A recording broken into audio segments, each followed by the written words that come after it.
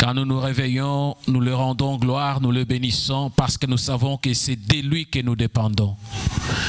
Sans lui, nous ne sommes rien. Nous avons cette assurance, surtout quand nous sommes au-devant de sa présence. Laisse que Dieu glorieux puisse saisir encore ton cœur, puisse te parler et puisse me parler. Que seule sa grâce qu'il a pu déverser au cœur de chacun de nous puisse être manifeste. Seigneur, à toi l'honneur, à toi la puissance, à toi le règne, d'éternité en éternité. Et nous disons Amen. Nous sommes dans la parole du Seigneur aujourd'hui, en cette journée qu'on appelle la journée de la Pentecôte. Journée de la Pentecôte, pourquoi? Parce que la Pentecôte est une grande fête. C'est l'une des 3 fêtes pour lesquelles le peuple juif s'est déplacé. Le peuple juif quittait tous les coins du monde et peut-être avec d'autres nations pour aller adorer à Jérusalem. Et chaque fois, chaque année, il y avait 3 fois que le peuple montait au temple de Jérusalem pour aller adorer. Mais lorsqu'ils y allaient, chacun savait pourquoi il allait. Ils allaient surtout parce qu'ils étaient attachés à cette loi qu'on appelle la loi juive. À la fête de Pentecôte, il y avait une recommandation du Seigneur, celle que nous allons lire maintenant, parce que le Seigneur leur avait parlé. Et tout ce que le Seigneur disait, cela était un accomplissement. Nous sommes dans Actes des Apôtres, le chapitre 1er. À partir du 1er verset, la Bible nous dit: Théophile, j'ai parlé dans mon premier livre de tout ce que Jésus a commencé de faire et d'enseigner dès le commencement jusqu'au jour où il fut enlevé au ciel, après avoir donné ses ordres par le Saint-Esprit aux apôtres qu'il avait choisis. Après qu'il eut souffert, il leur apparut vivant et leur en donna plusieurs preuves, se montrant à eux pendant 40 jours et parlant des choses qui concernent le royaume des dieux. Comme il s'est trouvé avec eux, il leur recommanda de ne pas s'éloigner de Jérusalem, mais d'attendre ce que le Père avait promis. C'est que je vous ai annoncé, leur dit-il. Car Jean a baptisé d'eau, mais vous, dans peu de jours, vous serez baptisés du Saint-Esprit. Alors, les apôtres réunis lui demandèrent: Seigneur, est-ce en ce temps que tu rétabliras le royaume d'Israël? Il leur répondit: ce n'est pas à vous de connaître les temps ou les moments que le Père a fixés de sa propre autorité. Mais vous recevrez une puissance, le Saint-Esprit survenant sur vous, et vous serez mes témoins à Jérusalem, dans toute la Judée, dans la Samarie et jusqu'aux extrémités de la terre. Après avoir dit cela, il fut enlevé pendant qu'il le regardait, et une nuée le déroba à leurs yeux. Et comme ils avaient les regards fixés vers le ciel pendant qu'ils s'en allaient, voici 2 hommes vêtus de blanc leur apparurent et dirent: Hommes galiléens, pourquoi vous arrêtez-vous à regarder au ciel? Ce Jésus qui a été enlevé au ciel du milieu de vous reviendra de la même manière que vous l'avez vu s'en aller. Nous allons dans le chapitre 2, toujours des Actes des Apôtres. La Bible nous dit à partir du 1er verset: le jour de la Pentecôte, ils étaient tous ensemble dans le même lieu. Tout à coup, il vint du ciel un bruit comme celui d'un vent impétueux, et il remplit toute la maison où ils étaient assis. Des langues semblables à des langues de feu leur apparurent séparées les unes des autres et se posèrent sur chacun d'eux. Et ils furent tous remplis du Saint-Esprit et se mirent à parler en d'autres langues, selon que l'Esprit leur donnait de s'exprimer. Or, il y avait en séjour à Jérusalem des Juifs, hommes pieux, de toutes les nations qui sont sous le ciel.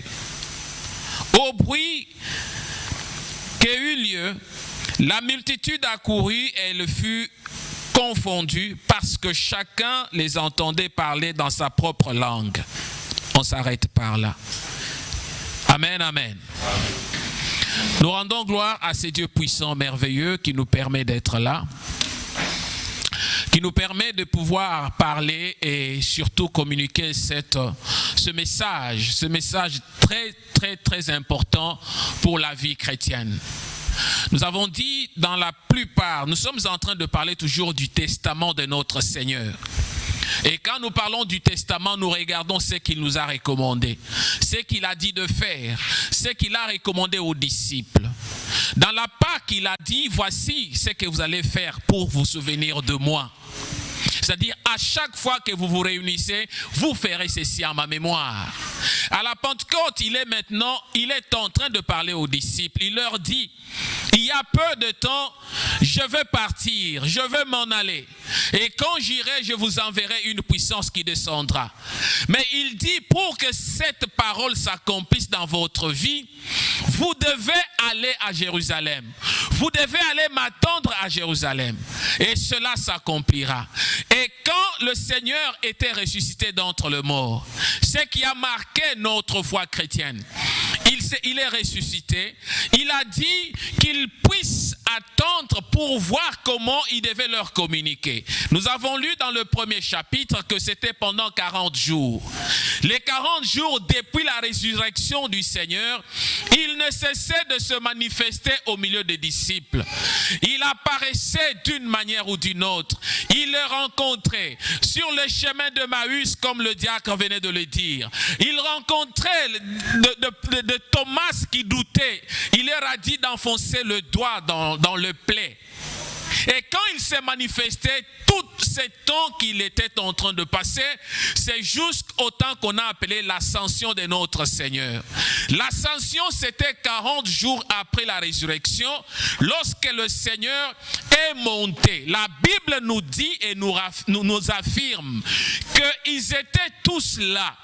Lorsque le Seigneur était en train de monter, il leur parlait, vous recevrez une puissance, le Saint-Esprit venant de Dieu, il vous conduira, il vous remplira, et alors vous serez mes témoins partout dans le monde et jusqu'aux extrémités de la terre.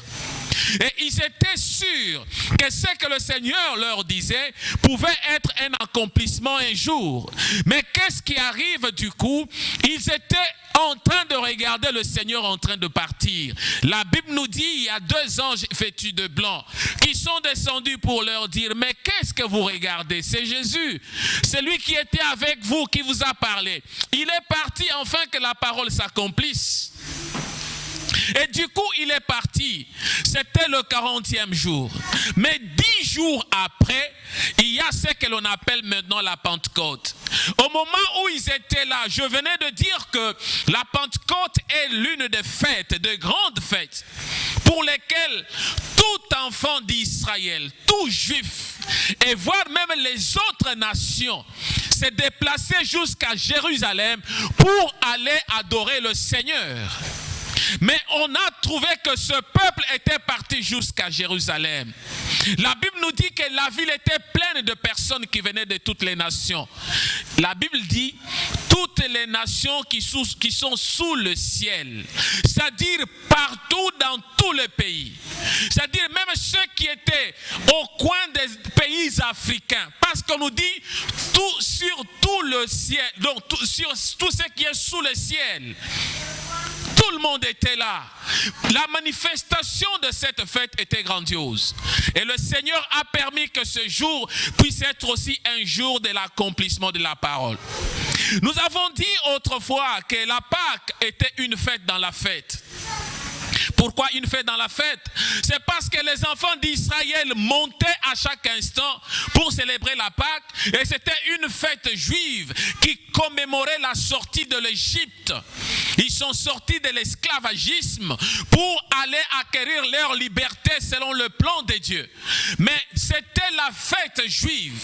De cette fête juive, le Seigneur a voulu qu'ils puissent célébrer la Pâque et la fête chrétienne. Ainsi, nous avons et nous reconnaissons cette fête comme étant une fête chrétienne. Parce qu'il y a aussi les deux religions qui se partagent cette journée, qui se partagent la Pâque. Les Juifs se sont partagés parce qu'ils se réfèrent à la sortie de l'Égypte. Et nous, les chrétiens, nous nous référons à la Pâque parce que nous sommes passés le passage de la médiocrité de notre vie vers la vie du salut. Nous sommes passés de la mort à la vie. Et le Seigneur est passé de la mort à la vie parce qu'il nous dit dans la célébration de la Pâque que chaque fois que vous commémorez, vous vous souviendrez de moi. C'est souvenir du Seigneur parce qu'il était mort et il était ressuscité. C'est souvenir parce que j'étais un pécheur. J'étais quelqu'un qui n'avait pas une bonne vie dans le Seigneur. Et maintenant, je me retrouve chrétien. Ça fait une fierté de la vie chrétienne. Ainsi, c'est toujours les deux fêtes. La fête dans la fête. La fête chrétienne dans la fête juive. Et c'est la même chose. La Pentecôte était une fête dans la fête. Le Seigneur savait que le peuple allait se réunir. Le Seigneur savait qu'il devait y avoir beaucoup de gens à Jérusalem. Et il leur dit, allez-y m'attendre là, parce que c'est là-bas que je dois manifester la gloire de mon nom. Et il dit, lorsqu'il dit, allez-y m'attendre, les disciples sont partis. Ils n'ont pas tenu compte de la Pentecôte juive, mais eux étaient renfermés dans la chambre haute, là où ils étaient dans la prière. Depuis le 40e jour que le Seigneur était parti, ils ont vu partir. Eux se sont retirés dans la chambre haute. Ils ont commencé à prier le Seigneur. Ils ont commencé à attendre l'accomplissement de la parole du Seigneur. Ils ont commencé à attendre pour voir le Saint-Esprit, cette puissance dont le Seigneur était en train de parler, qu'ils puissent voir cela s'accomplir. Et ils sont là, attendant, et 10 jours après, c'était le 50e jour. Le 50e jour depuis la mort du Seigneur.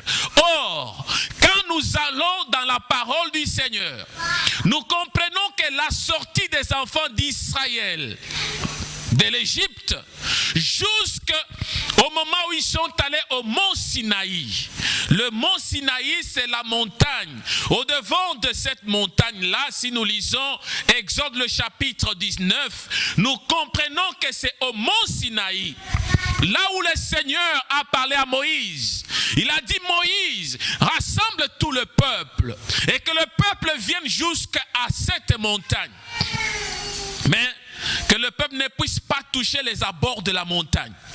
Que le peuple s'arrête et que le peuple commence à se sanctifier, à se purifier, afin que le 3e jour vous puissiez voir la grandeur de mon nom, vous puissiez voir la manifestation du Saint-Esprit. Nous prenons encore le parallélisme entre la Pentecôte chrétienne, qui est cette fête où on regarde le Seigneur a promis aux disciples d'aller attendre pour voir la manifestation du Saint-Esprit, et ce qui s'est passé au temps du peuple juif au mont Sinaï, lorsqu'ils sont allés attendre pour voir la gloire de Dieu là où ils étaient et qu'ils puissent expérimenter la dimension de la puissance de Dieu. Et lorsqu'ils se retrouvent au bas de la montagne, là je parle du peuple d'Israël lorsqu'ils étaient au mont Sinaï, le 3e jour, c'était le jour de la manifestation. Le Seigneur a commencé à parler. Le Seigneur s'est manifesté dans une puissance, dans ce qui pouvait donner gloire à son nom. Et il a commencé à communiquer à Moïse les lois, ce que l'on appelle le 10 commandements. Et vous descendez dans Exode, le chapitre 20, vous comprenez comment le Seigneur commence à détailler maintenant la loi, les 10 commandements. Vous ne ferez pas ceci, vous ne ferez pas cela. Et il donne la loi qui est comme la constitution des enfants d'Israël. Et cette constitution pouvait les orienter, de savoir comment ils devaient marcher au milieu de cette nation perverse, au milieu de toutes les nations par lesquelles ils devaient passer, savoir comment s'attacher au Seigneur, savoir comment marcher avec le Seigneur. Et là, nous regardons la promesse du Seigneur et l'accomplissement de la parole du Seigneur.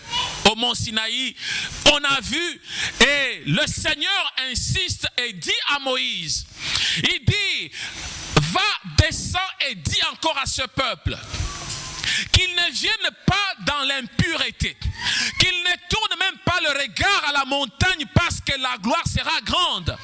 Ils ne sauront pas supporter la puissance de la manifestation du Seigneur.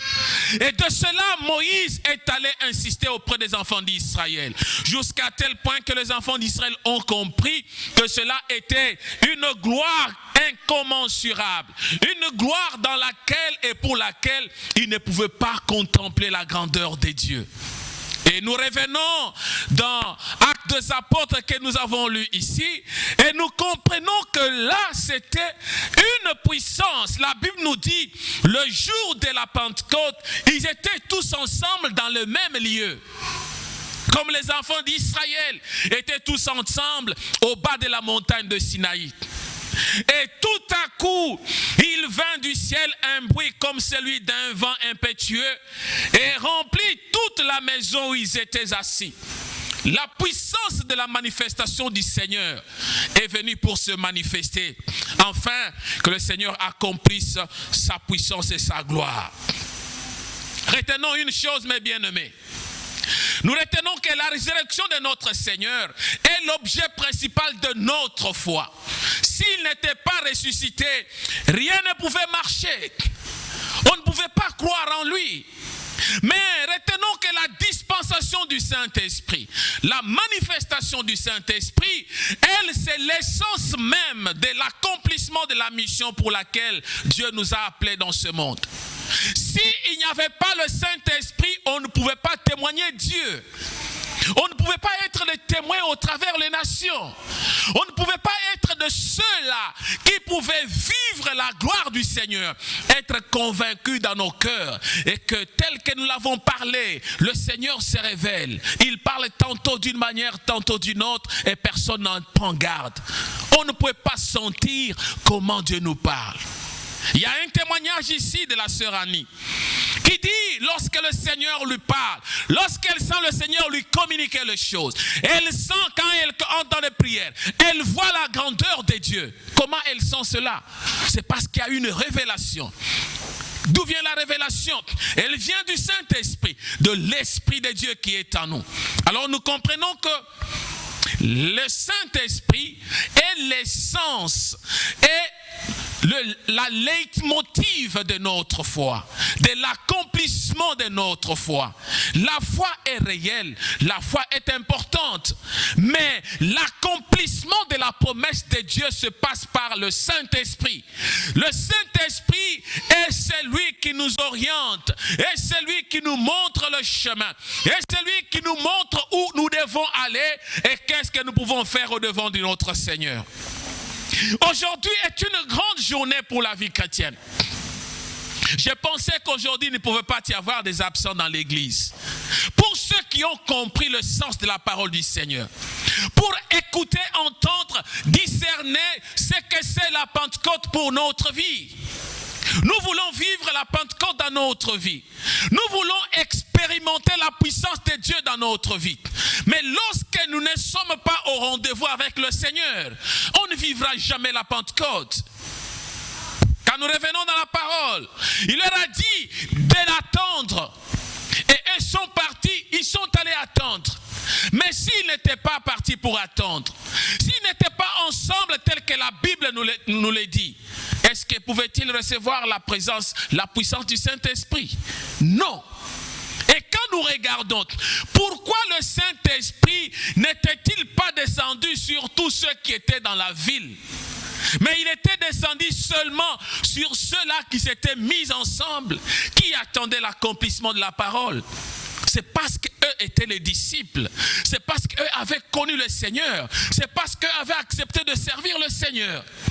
Si toi tu es l'une des personnes qui a accepté de servir le Seigneur, tu dois comprendre que tu dois avoir le rendez-vous avec notre Dieu. La parole de Dieu s'accomplit par la manifestation de sa présence. Tout ce que nous faisons dans notre vie, tout ce que nous endurons dans notre vie, rien ne peut se faire sans la direction du Saint-Esprit. Le rôle du Saint-Esprit est de nous diriger, de nous orienter, de nous montrer le chemin, de nous convaincre de ce que nous faisons, de nous convaincre de notre manière de marcher. Amen. Si tu n'as pas encore compris l'importance du Saint-Esprit dans ta vie, je te dis, mon bien-aimé, tu es en train de marcher comme un homme vide. Tu n'es même pas encore un chrétien. Parce que la différence, c'est la manifestation de la puissance de Dieu. Nous regardons, nous avons parlé de la Pentecôte. C'est au préalable, donc une fête dans la fête. Il y en avait qui étaient venus pour la fête juive, mais il y en avait qui étaient venus pour distinguer la compréhension de la fête chrétienne. La Pentecôte marque la naissance de l'Église. S'il n'y a pas la Pentecôte, l'Église ne pouvait pas s'élargir, s'expandre partout, aller partout. Elle devait être limitée. Et le Seigneur a voulu que l'expansion de l'Église commence par le fait que toutes les nations puissent être à Jérusalem pour avoir l'accomplissement de la Pentecôte. Et lorsque toutes les nations étaient là, c'est ainsi qu'il est en train de leur recommander, de nous recommander, d'aller par toutes les nations annoncer la bonne nouvelle du salut. On ne peut pas aller partout annoncer la bonne nouvelle si on n'est pas scellé par le Saint-Esprit de Dieu. Tu n'auras jamais le courage d'inviter une personne à l'église, de parler du Seigneur Jésus-Christ à une personne. Tu n'auras jamais le courage si tu n'as pas le Saint-Esprit avec toi. Et pose-toi la question, si réellement tu es un chrétien, es-tu déjà arrivé à aller prêcher la parole du Seigneur? Ou bien tu as gardé la parole pour toi-même? Si tu gardes la parole pour toi-même, sache bien que le Saint-Esprit n'est pas encore à l'œuvre dans ta vie. Sache bien que le Saint-Esprit n'est pas actif dans ta vie. Pourquoi? Parce que tu as honte. Les disciples avaient peur en ce temps-là. Ils avaient peur. Ils regardaient tout ce qui était autour d'eux. Ils regardaient, ils se disaient, mais nous sommes dans le temps de la persécution. Si nous osons sortir, mais on va nous tuer, on va nous faire du mal. Mais qu'est-ce qu'il faut faire? Tout ce qu'il faut faire, c'est quoi? Se cacher. Il s'est caché. Mais lorsque le Saint-Esprit est descendu, la manifestation de l'Esprit de Dieu leur a donné la force. C'est pourquoi je dis, la Pentecôte, c'est l'essence, c'est la leitmotiv de notre vie chrétienne. C'est ce qui nous permet de pouvoir marcher avec assurance, de nous regarder par nous-mêmes, de dire, non, réellement Seigneur, si je suis chrétien, c'est parce que je crois à l'accomplissement de ta parole dans ma vie. Amen. Mon bien-aimé, j'aimerais que tu te regardes toi-même d'abord. Parce que quand nous parlons, nous regardons les événements de notre vie. Nous regardons l'accomplissement de la parole de Dieu dans notre vie. Qu'est-ce que le Saint-Esprit dans ta vie? Quel est le rôle de la présence du Saint-Esprit dans ta vie? Qu'est-ce que le Saint-Esprit peut faire dans ta vie lorsque tu te regardes toi-même? La Pentecôte, nous avons dit, une fête dans la fête, mais non pas seulement cela, mais l'essence de notre vie chrétienne, et non pas seulement cela, la leitmotiv de l'action de notre témoignage, et non pas seulement cela, parce que nous regardons qu'elle s'est accomplie 50 jours après.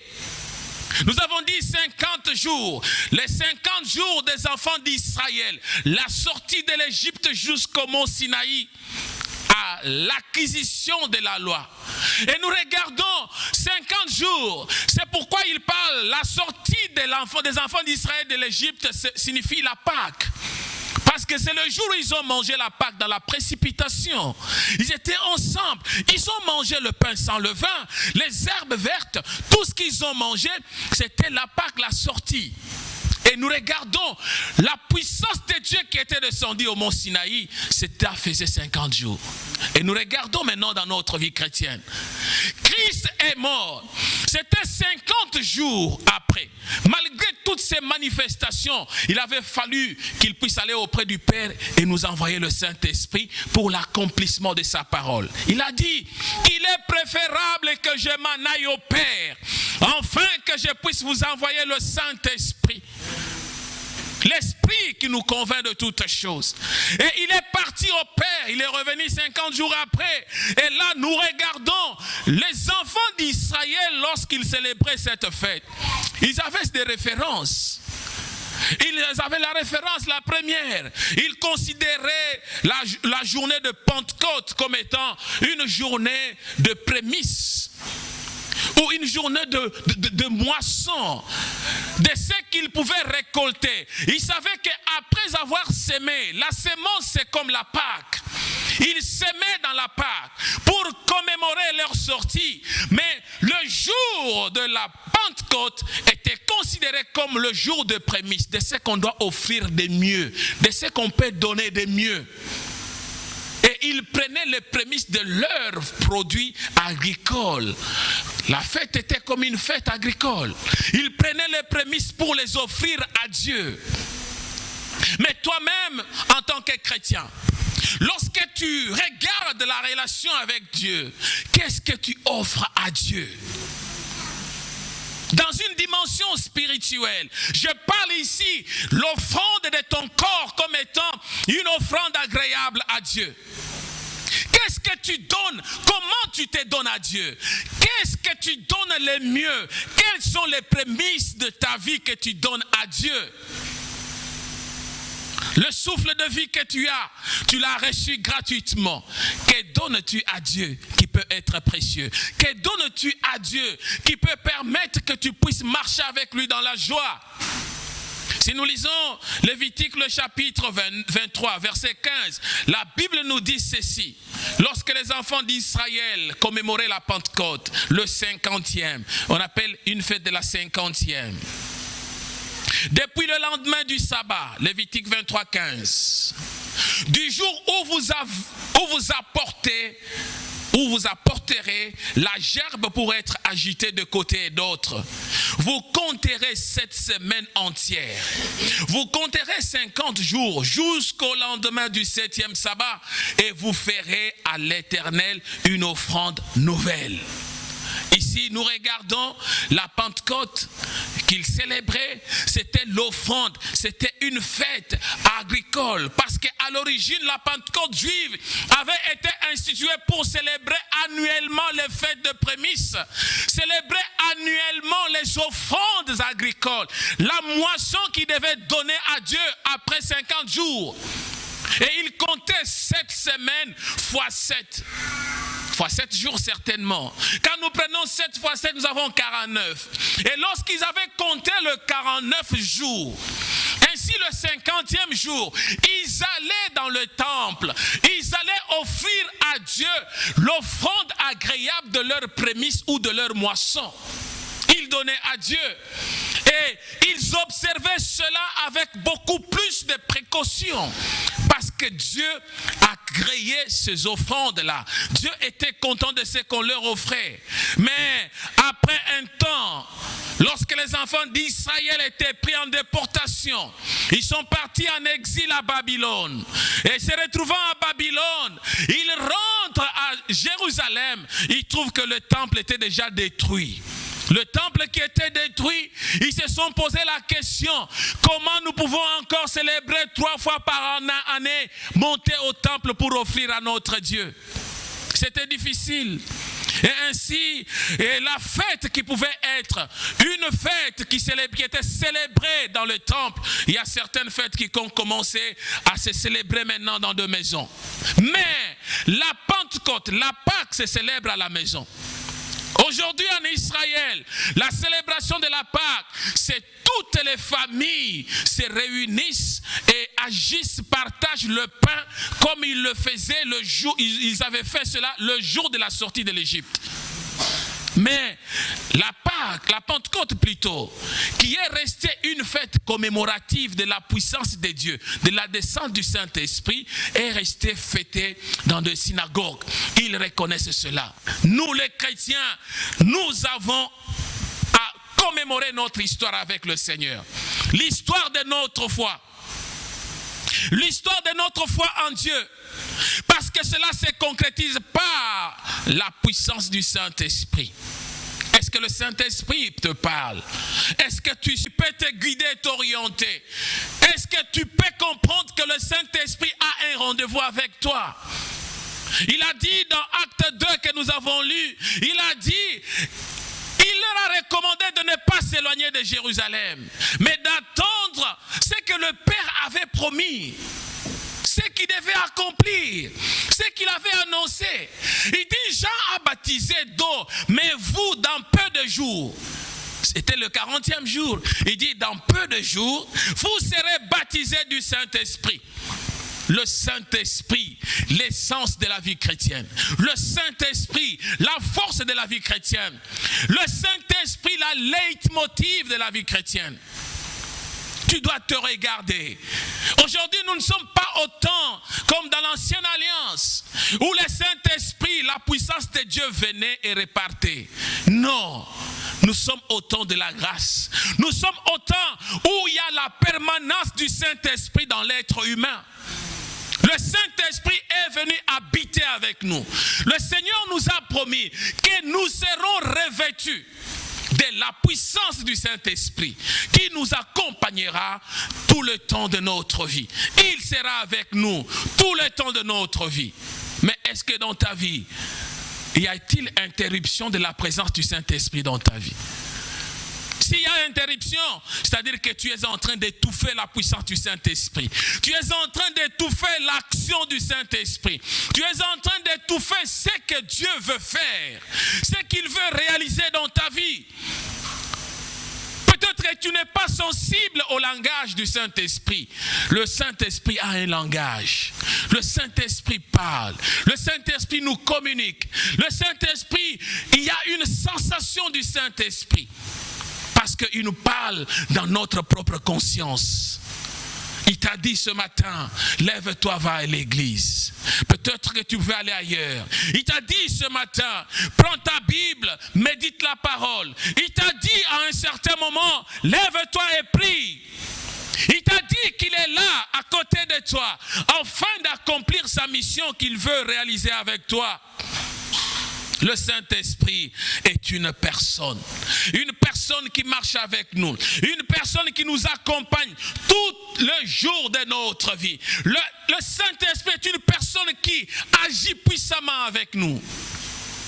Et quand nous faisons le parallélisme entre les jours du mont Sinaï et le jour de la Pentecôte pour les disciples qui étaient dans la chambre haute, nous regardons les événements qui étaient presque similaires. Au mont Sinaï, la Bible nous dit, la montagne de Sinaï était tout enfumée. Parce que l'Éternel y était descendu au milieu du feu. Il y avait le feu, il y avait la fumée qui témoignait la présence du Seigneur. Et cette fumée s'élevait comme la fumée d'une fournaise, une forte fumée, et qui était là. Toute la montagne tremblait et était en vibration de la présence du Saint-Esprit. Et quand nous regardons dans la chambre haute, la Bible nous dit que la maison a tremblé. Une puissance est descendue. Et les flammes de feu sont descendues sur la tête de tout un chacun. Ils étaient remplis de la présence du Seigneur. Remplis de la puissance de notre Dieu. Il y a des manifestations qui sont presque similaires. Mais ces manifestations témoignent quelque chose, un langage de la permanence de notre Dieu dans notre vie. Nous sommes des missionnaires ici-bas. Nous sommes des témoins de notre Seigneur. Nous sommes des témoins de Christ dans notre vie. Comment témoignes-tu le Seigneur? Est-ce que réellement tu témoignes le Seigneur? Est-ce que tu es revêtu de la puissance pour témoigner le Seigneur? Il dit, vous serez mes témoins jusqu'aux extrémités de la terre. Quelle preuve as-tu d'être le témoin du Seigneur dans ta vie? Est-ce que tu témoignes le Seigneur? Combien le témoignes-tu? la présence divine, la puissance de Dieu dans nos vies. Il est en train de nous dire dans Jean 14, 24, il dit, je vous dis ces choses pendant que je demeure avec vous. Mais le consolateur, l'Esprit Saint, que le Père enverra en mon nom, vous enseignera toutes choses et vous rappellera tout ce que je vous ai dit. Le Saint-Esprit joue son rôle pour nous rappeler tout ce que le Seigneur nous parle. Est-ce qu'il te parle? Est-ce que tu es enseigné par le Saint-Esprit de Dieu? Est-ce que l'Esprit de Dieu peut-il encore agiter quelque chose en toi? Mais bien-aimé, est-ce que tu te réfères à Dieu pour attendre l'action de sa présence? N'étouffez pas la puissance du Saint-Esprit. Il se manifeste dans chacun de nous. Si toi tu as cru en lui, si toi tu lui as donné de la place, toi tu l'as acquis dans ton cœur, dans ta marche, dans ta vie. Le Saint-Esprit est là pour t'accompagner. Mais c'est à toi seul de pouvoir activer encore l'action du Saint-Esprit par le temps de privation personnelle, par le temps de prière, par le temps d'une approche de la marche avec le Seigneur. Tu te réveilles, tu te couches avec le Seigneur. Tu sais qu'il est l'accompagnateur de ta vie. Tu lui laisses une place et tu verras le Seigneur t'accompagner et agir dans ta vie. À la tour de Babel, le peuple était réuni et tout ce qui était réuni, les hommes avaient été divisés dans leur volonté d'être plus grands que Dieu. Ils cherchaient à être plus grands que Dieu. Ils cherchaient à atteindre la grandeur, la perfection de Dieu. Mais Dieu les a confondus.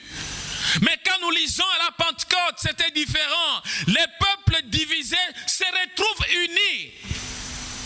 Les peuples étaient venus de partout. Mais la Bible nous dit, chacun les entendait parler dans sa propre langue. Les gens qui venaient de Congo étaient là, de Cameroun étaient là, de la Côte d'Ivoire étaient là, de partout, de Togo, de l'Italie, partout. Mais chacun les attendait parler dans sa propre langue. Là, ce n'est pas encore le parler en langue, hein? Ce n'est pas le parler en langue, mais ça, c'était la langue vernaculaire, la langue qu'on entend chaque jour, c'est qu'on écoute.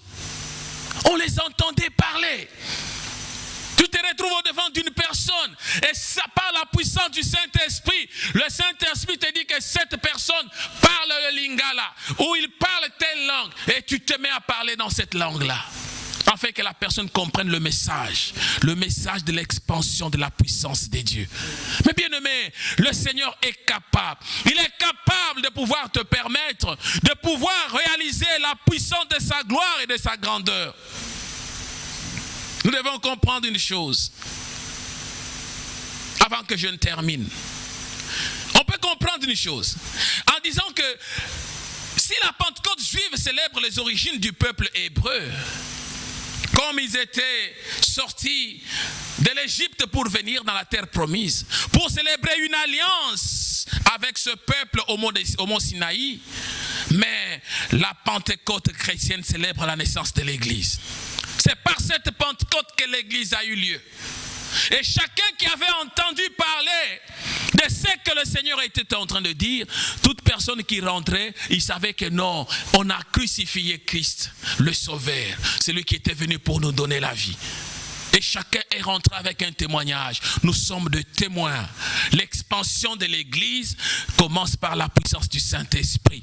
Pose-toi la question, est-ce que le Saint-Esprit agit à toi? Est-ce que tu peux aussi être de ceux-là qui peuvent faire l'expansion de l'Église? Je t'ai chargé à la dimension universelle de l'expansion de l'Église. Le Seigneur a besoin de toi comme cela. La Pentecôte juive, ses origines, nous avons compris que c'était juste la célébration de leur sortie de Mont Sinaï.